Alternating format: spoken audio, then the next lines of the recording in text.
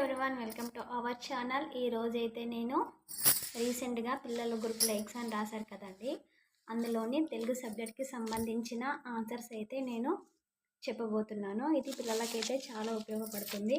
పేరెంట్స్కి కూడా మా పిల్లలు ఎంతవరకు కరెక్ట్ చేశారు అనేది కూడా తెలిసిపోతుంది. ముందుగా అయితే మా ఛానల్ని చూస్తున్న వాళ్ళు సబ్స్క్రైబ్ చేసుకోండి, లైక్ చేయండి, షేర్ చేయండి. ఈ వీడియోని అయితే అందరికీ షేర్ చేయండి, అందరికైతే యూస్ఫుల్గా ఉంటుంది. ఇప్పుడైతే నేను తెలుగు సబ్జెక్ట్కి సంబంధించిన ఆన్సర్స్ అయితే చెప్తాను, చూడండి. మీ పిల్లలు కనుక రాస్తే ఎంతవరకు కరెక్ట్ రాశారో కామెంట్ బాక్స్లో కామెంట్ చేయండి, లైక్ చేయండి, సబ్స్క్రైబ్ చేసుకోండి ప్లీజ్. ఇది వచ్చేసి 4th క్లాస్లో రాస్తారు కదండి గురుకుల, 5th వెళ్ళడానికి. అయితే ఈ ఆన్సర్స్ ఎలా ఉన్నాయో చూద్దాం మరొకసారి.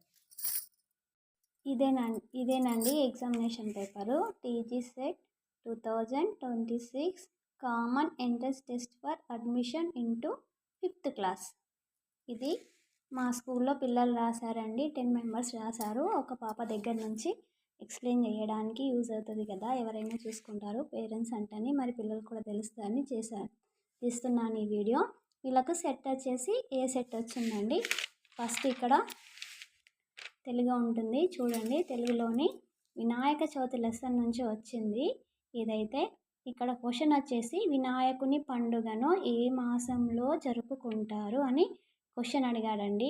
ఇక్కడ ఇవన్నీ వచ్చేసి శ్రావణం, ఆశ్వయుజం, భాద్రపదం, మార్గశిరం, ఇవన్నీ కూడా తెలుగు నెలల పేర్లండి. ఇందులో మనకు ఆన్సర్ వచ్చేసి భాద్రపద మాస శుక్లపక్ష చతుర్థి నాడు వినాయకుని పండుగను మనము జరుపుకుంటామండి.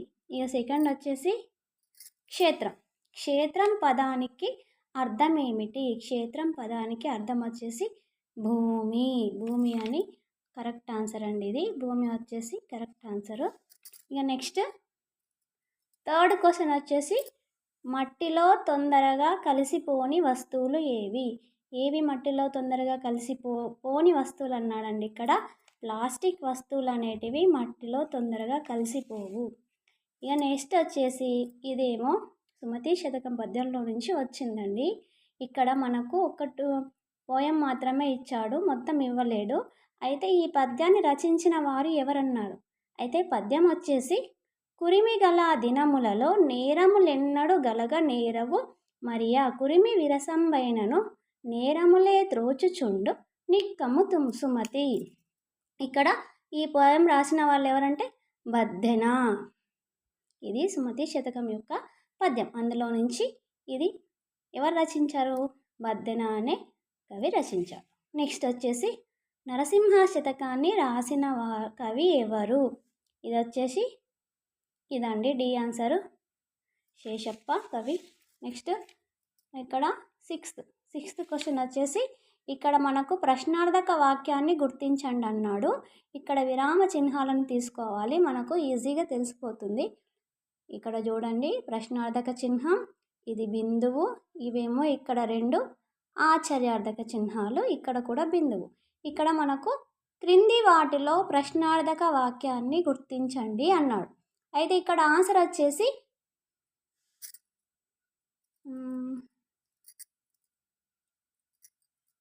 వచ్చేసి ఏవనండి, నాగోబా జాతర ఎక్కడ జరుగుతుంది?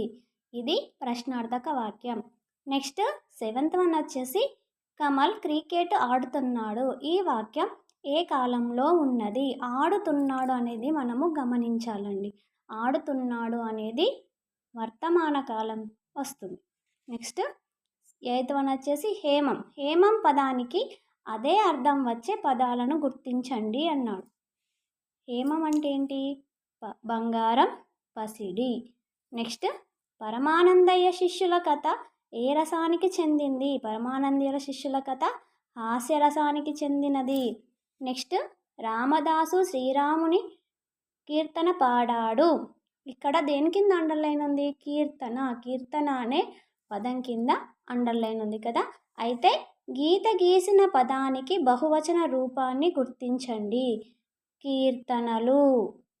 ఓకేనా, ఆన్సర్ వచ్చేసి కీర్తనలు. నెక్స్ట్ వచ్చేసి రంజాన్ పండుగకు మరో పేరేమిటి? ఇది నేను రేపు ఎగ్జామ్ అనంగా పిల్లలకైతే మరీ చెప్పినా, ఎందుకంటే ఇప్పుడు రంజాన్ ఒక్క పొద్దులు నడుస్తున్నాయి కదా, ఇది రంజాన్ పండుగకు మరో పేరు వచ్చేసి ఈద్ ఉల్ ఫీతర్. ఆన్సర్ వచ్చేసి ఈద్ ఉల్ ఫీతర్. ఇక నెక్స్ట్ వచ్చేసి అనిత పొలానికి వెళ్ళింది, ఆమె వరి పైరు కోసింది. ఇక్కడ ఏమడిగాడు, గీత గీసిన పదం ఏ భాషా భాగానికి చెందినది. ఇక్కడ దేని కింద గీత ఉంది, ఆమె అనే పదం కింద చెందింది. ఇక్కడ భాషా భాగాలంటే అవ్యయం, విశేషణం, సర్వనామం, క్రియ, ఇంకొకటి నామవాచకం కూడా వస్తుంది. ఇక్కడ మనకు ఓన్లీ 4 ఆప్షన్సే కాబట్టి ఇక్కడ ఆమె అనేది సర్వనామం. ఆన్సర్ వచ్చేసి సర్వనామం. నెక్స్ట్, పర్యావరణాన్ని పాడు చేసే వస్తువులు ఏవి. పర్యావరణాన్ని పాడు చేసే వస్తువులు ప్లాస్టిక్ వస్తువులు. నెక్స్ట్, భూమిషులు పదానికి సమాన అర్థం వచ్చే పదాన్ని గుర్తించండి. భూమిషులు పదానికి సమాన అర్థం వచ్చే పదం రాజు, ప్రభువు. నెక్స్ట్ వచ్చేసి పోచంపాడు దగ్గర కట్టబడిన ఆనకట్ట పేరేమిటి. పోచంపాడు దగ్గర కట్టబడిన ఆనకట్ట పేరు శ్రీరామ్ సాగర్ ప్రాజెక్టు. నెక్స్ట్ ఇక్కడ వచ్చేసి ఇక్కడ ఏమడిగాడు, ఈ క్రింది నెక్స్ట్ క్వశ్చన్ వచ్చేసి ఈ క్రింది వాటిలో సంశ్లేషాక్షర పదాన్ని గుర్తించండి అన్నాడు. సంశ్లేషాక్షరం అంటే ఒక హల్లుకు 2 ఒత్తులు చేరడాన్ని సంశ్లేషాక్షరం అంటాము. ఇక్కడ లక్ష్మి ఉంది, ఇక్కడ 2 ఒత్తులు వచ్చాయి చూడండి. ఇక్కడ ఆన్సర్ వచ్చేసి లక్ష్మి. నేను పాఠశాలకు వెళతాను అనేది ఏ కాలానికి చెందినది. వెళతాను అనేది భవిష్యత్ కాలానికి చెందినది. నెక్స్ట్, ఈ క్రింది పదాలలో హల్లులతో మొదలయ్యే పదాన్ని గుర్తించండి. హల్లులు వచ్చేసి ఇక్కడ చూడండి, ఎలుక, అమల, మస్తకం, ఇల్లు. ఇక్కడ ఎలుక, అమల, ఇల్లు ఈ 3 వచ్చేసి అచ్చులతో మొదలైన పదం. అది ఎలా గుర్తుపెట్టుకోవాలంటే ఇక్కడ ఫస్ట్ లెటర్ని మనం ఐడెంటిఫై చేసుకోవాలి. ఇక్కడ ఈ 3 కరెక్ట్ కాదండి. ఇక్కడ మస్తకం అనేది హల్లులతో మొదలైన పదం, ఎందుకంటే మా అనే అక్షరం హల్లు కాబట్టి. నెక్స్ట్, ఈ క్రింది పదాలలో వేరుగా ఉన్న పదాన్ని గుర్తించండి. ఇక్కడ నెక్స్ట్ వచ్చేసి ఈ కింది పదాలలో వేరుగా ఉన్న పదాన్ని గుర్తించండి. ఇక్కడ కోళ్ళు, చేపలు, మొసళ్ళు, రొయ్యలు. ఇక్కడ వేరుగా ఉన్న పదం వచ్చేసి కోళ్ళు. పనిని గురించే తెలిపే భాష భాగం ఏది. పనిని గురించి తెలిపే భాష భాగం వచ్చేసి క్రియ అండి. క్రియ అంటే పనిని గురించి తెలిపే దానిని క్రియలు అని అంటారు. ఇంతేనండి, చూసారు కదా ఆన్సర్స్. వస్తే కనుక లైక్ చేయండి, షేర్ చేయండి, సబ్స్క్రైబ్ చేసుకోండి, సపోర్ట్ చేయండి. ఇలాంటి వీడియోస్ మళ్ళీ కావాలంటే కామెంట్ బాక్స్లో కామెంట్ చేయండి.